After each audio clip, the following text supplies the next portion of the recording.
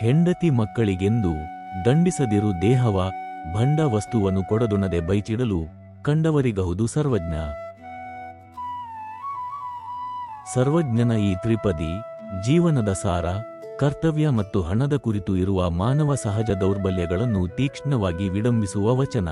ಈ ವಚನವು ಮಾನವನ ಜೀವನದ ಎರಡು ಮುಖ್ಯ ಆಯಾಮಗಳನ್ನು ಪ್ರಶ್ನಿಸುತ್ತದೆ: ಕರ್ತವ್ಯ ನಿರ್ವಹಣೆಯಲ್ಲಿ ಸಮತೋಲನ ಮತ್ತು ಸಂಪತ್ತಿನ ಮೋಹ ಮತ್ತು ಅದರ ಅಂತಿಮ ಸ್ಥಿತಿ. ಹೆಂಡತಿ ಮಕ್ಕಳಿಗೆಂದು ದಂಡಿಸದಿರು ದೇಹವ. ಈ ಮೊದಲ ಸಾಲು ಕುಟುಂಬದ ಯಜಮಾನನ ಜವಾಬ್ದಾರಿಯನ್ನು ಹೇಳುತ್ತಲೇ ಆ ಜವಾಬ್ದಾರಿಯ ಅತಿರೇಕದ ಬಗ್ಗೆ ಎಚ್ಚರಿಕೆ ನೀಡುತ್ತದೆ.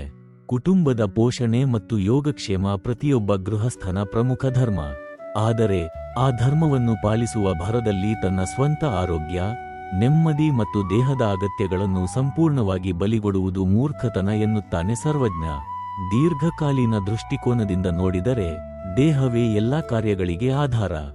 ದೇಹಕ್ಕೆ ಅತಿಯಾಗಿ ಕಷ್ಟಕೊಟ್ಟು ದುಡಿದರೆ ಅಂತಿಮವಾಗಿ ದೇಹ ರೋಗಗ್ರಸ್ತವಾಗುತ್ತದೆ.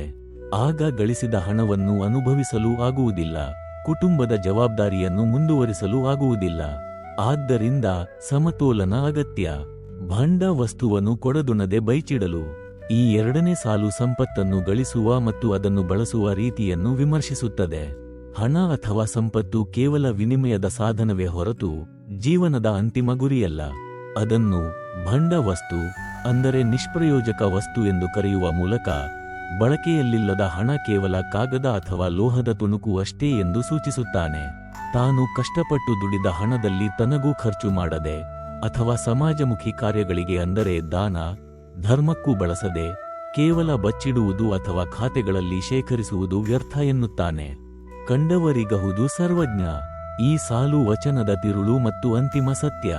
ಮನುಷ್ಯನು ತಾನು ಗಳಿಸಿದ ಸಂಪತ್ತು ಶಾಶ್ವತವಾಗಿ ತನ್ನದೇ ಎಂದು ಭ್ರಮಿಸುತ್ತಾನೆ. ಆದರೆ ಮರಣವೇ ಅಂತಿಮ ಸತ್ಯ. ಈ ಅಶಾಶ್ವತತೆಯ ಅರಿವು ಅವನಿಗಾಗಬೇಕು. ವಿಧಿಯಾಟ. ಒಬ್ಬ ವ್ಯಕ್ತಿ ಸತ್ತಾಗ ಅವನು ಕಷ್ಟಪಟ್ಟು ಕೂಡಿಟ್ಟ ಆಸ್ತಿ, ಹಣ ಎಲ್ಲವೂ ಅಲ್ಲೇ ಉಳಿಯುತ್ತವೆ. ತಾನು ಅನುಭವಿಸದ, ಯಾರಿಗೂ ಕೊಡದ ಆ ಹಣವು ತನಗೆ ಸಂಬಂಧವೇ ಇಲ್ಲದ ಕಂಡವರ ಪಾಲಾಗುತ್ತದೆ. ದುಡಿದವನು ಶೂನ್ಯ ಹಸ್ತನಾಗಿ ಹೋಗುತ್ತಾನೆ. ಈ ವಚನದ ಮೂಲಕ ಸರ್ವಜ್ಞನು ನೀಡುವ ಮುಖ್ಯ ಸಂದೇಶಗಳು ಇವು: ಸಮತೋಲಿತ ಜೀವನ, ಅಂದರೆ ಕರ್ತವ್ಯದ ಜೊತೆಗೆ ಸ್ವಯಂ ಕಾಳಜಿ ಅತ್ಯಗತ್ಯ. ಹಣದಾಸೆ ಬೇಡ, ಅಂದರೆ ಹಣ ಗಳಿಸಿ ಆದರೆ ಅದಕ್ಕೆ ಅಂಟಿಕೊಳ್ಳಬೇಡಿ. ದಾನ ಮತ್ತು ಅನುಭವ, ಅಂದರೆ ಗಳಿಸಿದ ಸಂಪತ್ತನ್ನು ಅಗತ್ಯಕ್ಕೆ ತಕ್ಕಂತೆ ಅನುಭವಿಸಿ ಮತ್ತು ಸಮಾಜಕ್ಕೆ ಕೊಡುಗೆ ನೀಡಿ, ಅಂದರೆ ದಾನ ಧರ್ಮ ಮಾಡಿ. ಶಾಶ್ವತವಲ್ಲದ ಸಂಪತ್ತು, ಅಂದರೆ ಸಂಪತ್ತು ಕೇವಲ ತಾತ್ಕಾಲಿಕ, ಜೀವನವೇ ಅಶಾಶ್ವತ. ಸರ್ವಜ್ಞನು ತನ್ನ ಈ ವಚನದ ಮೂಲಕ ಹಣದ ಹಿಂದೆ ಓಡಿ ನೆಮ್ಮದಿ ಕಳೆದುಕೊಳ್ಳುವ ಮತ್ತು ಕೃಪಣರಾಗಿ ಜೀವಿಸುವ ಜನರಿಗೆ ಜೀವನದ ನೈಜ ಮೌಲ್ಯವನ್ನು ಮನವರಿಕೆ ಮಾಡಿಕೊಡಲು ಪ್ರಯತ್ನಿಸಿದ್ದಾನೆ.